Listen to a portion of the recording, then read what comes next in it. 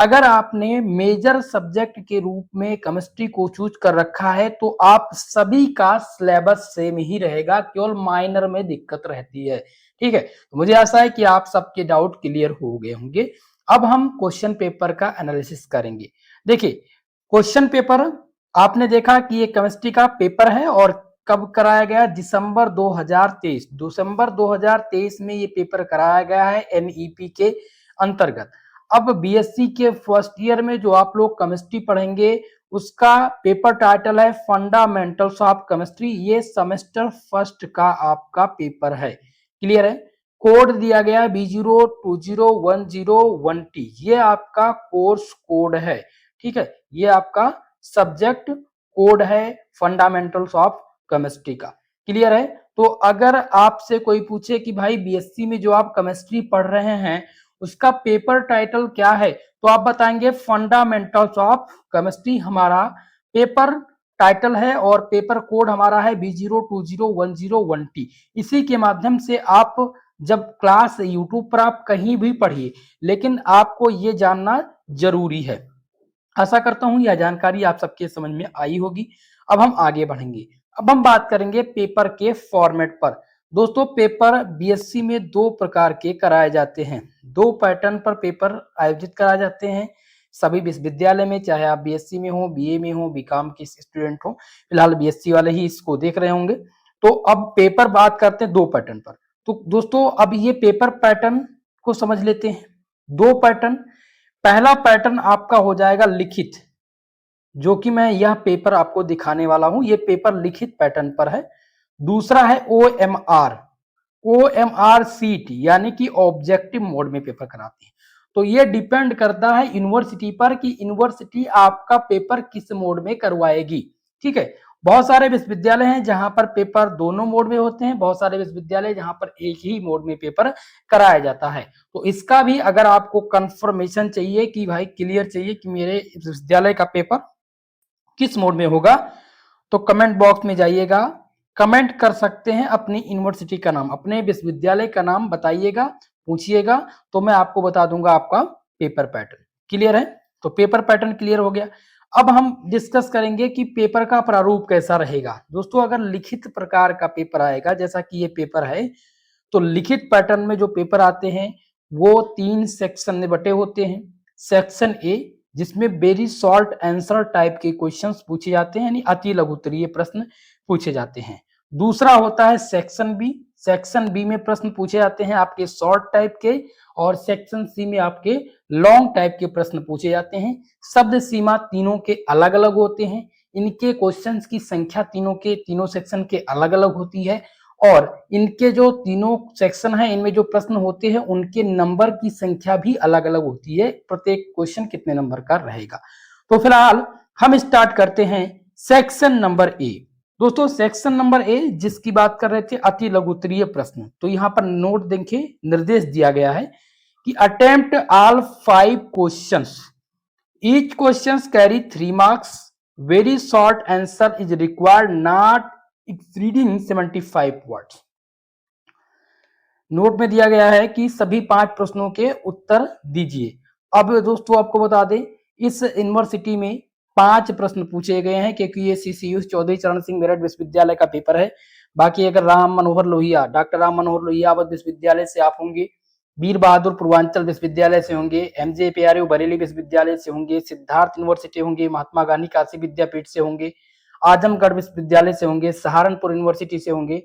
ठीक है, आप किसी भी विश्वविद्यालय से होंगे, तो सब में कुछ अलग अलग क्वेश्चन वेरी शॉर्ट टाइप के रहते हैं। वेरी शॉर्ट टाइप में बहुत सारी यूनिवर्सिटी में 5 आते क्वेश्चन है, और बहुत सारे विश्वविद्यालय में 10 क्वेश्चन पूछे जाते हैं। ये यूनिवर्सिटी पर डिपेंड करता है।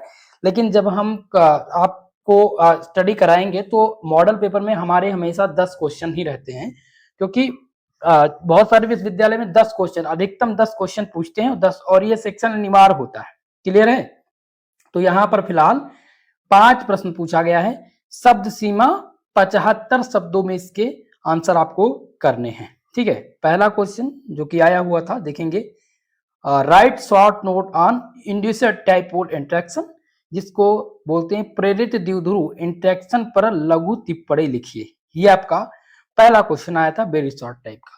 दूसरा था एक्सप्लेन द आयनिक रेडियस, आयनिक त्रिज्या को स्पष्ट कीजिए। मेरे दोस्त आयनिक त्रिज्या आप लोग पढ़ेंगे यूनिट नंबर फर्स्ट के अंतर्गत, और आयनिक रेडियस बहुत बार ये कॉमन क्वेश्चन रह चुका है, तो इस दूसरे क्वेश्चन को आप यहाँ पर नोट भी करते रहेंगे, क्योंकि अब पेपर का एनालिसिस कर रहे हैं, इसके साथ साथ आप इंपॉर्टेंट क्वेश्चन को भी जानते चलिए, रिपीटेड क्वेश्चन को भी जानते चलिए कि कौन कौन सी पेपर में ज्यादातर रिपीट प्रश्न होते हैं। ठीक है, चले अगला देखेंगे। तीसरा है discuss the inclusion compound. Inclusion compound की विवेचना कीजिए, यानी इंक्लूजन यौगिक की विवेचना कीजिए। अब आप 50 वर्ड तैयार करेंगे, आप कम से कम 50 वर्ड जरूर तैयार कीजिएगा। ठीक है, और इसी के साथ साथ दोस्तों आप सभी लोग वीडियो को लाइक शेयर जरूर कर दीजिएगा, अपने सभी दोस्तों के साथ शेयर कर दीजिएगा। और अगर हमारे यूट्यूब चैनल पर नए हैं तो चैनल को सब्सक्राइब कर लीजिए, और बगल में नोटिफिकेशन का आइकन होगा, नोटिफिकेशन जरूर ऑन करिए कि जब भी मैं क्लास अपलोड करूं तो आपको नोटिफिकेशन मिल जाए। ठीक है, अगला क्वेश्चन प्रश्न नंबर 4, चौथे क्वेश्चन को यहां पर हम समझेंगे। चौथा क्वेश्चन है explain the half headed arrow, अर्ध तीर जिसे बोलते हैं, हाफ हेडेड को अर्ध तीर बोला जाता है, तो अर्ध तीर शीर्ष चिन्ह को स्पष्ट कीजिए। ये क्वेश्चन न्यू क्वेश्चन अभी आया हुआ है। ठीक है, इस बार का न्यू क्वेश्चन, तो ये ज्यादातर रिपीट नहीं होते हैं। अगला देखेंगे पांचवा क्वेश्चन, जो कि है discuss output device. Output device क्या है, इसकी विवेचना कीजिए। तो ये आपके यूनिट नंबर 7 का प्रश्न है, और 7वां यूनिट है कंप्यूटर, बेसिक कंप्यूटर सिस्टम, जिसमें आप डॉस के बारे में पढ़ेंगे, कंप्यूटर के जो इनपुट डिवाइस हैं, आउटपुट डिवाइस हैं, window, DOS, Linux, ALU, CPU, इन सब के बारे में आपको पढ़ना रहेगा। ठीक है, तो ये 5 प्रश्न थे। अब हम बात करते हैं आपके सेक्शन नंबर बी की, और सेक्शन नंबर बी में जो प्रश्न आपके होंगे वो होंगे दोस्तों शॉर्ट आंसर टाइप क्वेश्चन, जिसे लघु उत्तरीय प्रश्न कहा जाता है। ठीक है, अब लघु उत्तरीय प्रश्न में देखेंगे क्या दिया गया है निर्देश। निर्देश दिया गया है कि निम्नलिखित 3 प्रश्नों में से किन्हीं 2 प्रश्नों के उत्तर दीजिए, और प्रत्येक प्रश्न 7.5 अंकों का है, अधिकतम 200 शब्दों में लघु उत्तर अपेक्षित है। दोस्तों यहां पर सेक्शन नंबर बी से 2 प्रश्न आपको हल करने हैं। ठीक है, बहुत सारे विश्वविद्यालय में, अधिकतम विश्वविद्यालय में 4 प्रश्न आपको मिलेंगे, यहाँ पर 2 प्रश्न करने हैं, और जब 4 प्रश्न पूछे जाएंगे तो आपको 10 नंबर का प्रत्येक क्वेश्चन मिलेगा। यहाँ पर 2 प्रश्न पूछे गए हैं, तो आपको यहाँ पर 7.5 नंबर का ये प्रश्न है।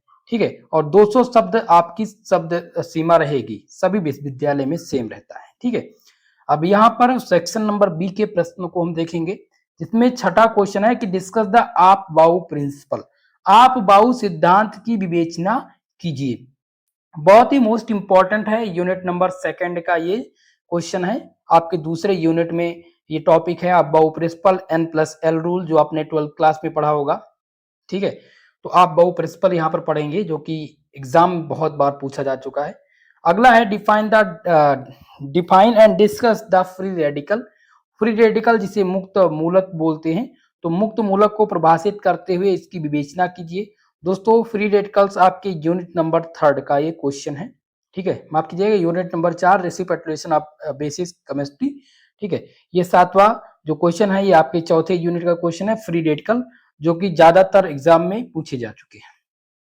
अगला देखेंगे नेक्स्ट क्वेश्चन, और नेक्स्ट क्वेश्चन है प्रश्न नंबर 8, 8वां क्वेश्चन, जो कि है explain the RS system of nomenclature.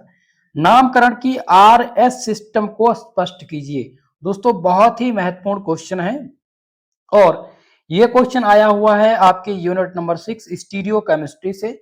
बहुत ज्यादा कॉमन क्वेश्चन रहता है, वहां से सिस्टम नॉमेनक्लेचर्स पूछा जाता है, कभी कभी डीएल पूछ लिया जाता है, लेकिन आरएस सबसे ज्यादा कॉमन है। आप आगे जब मैं आपको कोर्स पढ़ाऊंगा तो ये चीजें क्लियर होंगी। ठीक है, तो हमने सेक्शन नंबर बी के क्वेश्चन को भी देख लिया। अब आता है आपका तीसरा सेक्शन, जो कि है section number C, detailed answer type question, जिसे लॉन्ग आंसर टाइप क्वेश्चन बोलते हैं, या विस्तृत उत्तरीय प्रश्न कहा जाता है। अब इसके जो निर्देश होते हैं इस सेक्शन के, उसको हमें पढ़ना पड़ेगा।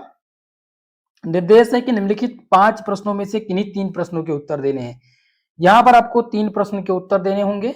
प्रत्येक अंक जो होगा वो 15 नंबर का, यानी कि प्रत्येक जो प्रश्न है वो 15 अंक का है। तो विस्तृत उत्तर अपेक्षित है, यानी कि इसकी जो शब्द सीमा है वो 500 शब्द है। 500 शब्दों में प्रत्येक क्वेश्चन का आंसर करना रहेगा, ठीक है। और 15 नंबर आपको मिलेंगे इस प्रश्न के, ठीक है। चलिए अब 9 नंबर क्वेश्चन यहाँ पर है, ये लॉन्ग टाइप का 9 नंबर प्रश्न है। Define and discuss hydrogen bonding in detail. Hydrogen बंध को परिभाषित करते हुए इसकी विस्तार से विवेचना कीजिए। दोस्तों ये आपका यूनिट नंबर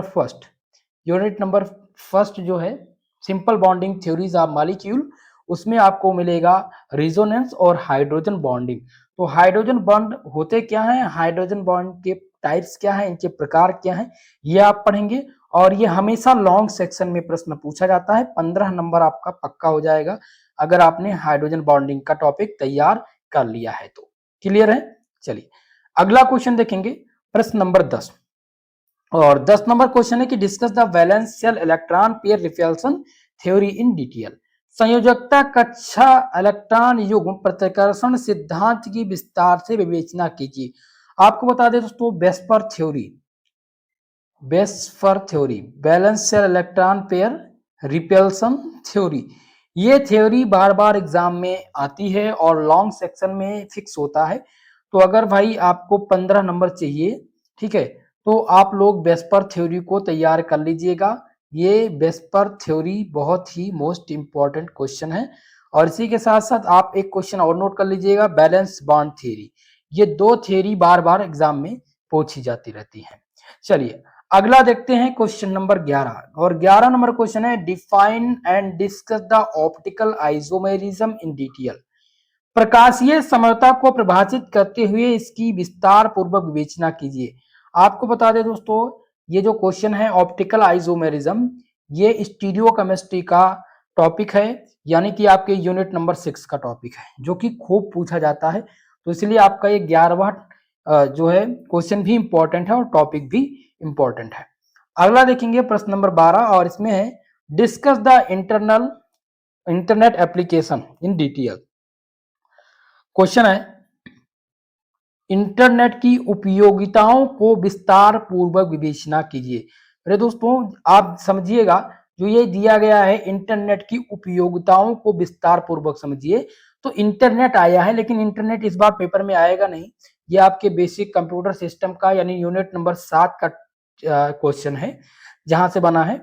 और उसमें आपको पढ़ना पड़ेगा कंप्यूटर प्रोग्रामिंग लैंग्वेज, कंप्यूटर की भाषाओं के बारे में, जो जहां से ज्यादातर प्रश्न पूछे जाते हैं। ठीक है, अगला क्वेश्चन है प्रश्न नंबर 13, और यह है explain the permutation and combination in detail.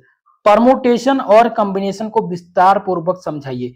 दोस्तों ये आपका लास्ट यूनिट जो कि है unit number 8 mathematical concept for chemistry, वहां से क्वेश्चन आया हुआ है, जो कि कॉमन क्वेश्चन है। कभी कभी वहां से भी प्रश्न पूछ लिए जाते हैं। तो आपको परमुटेशन और कॉम्बिनेशन के बारे में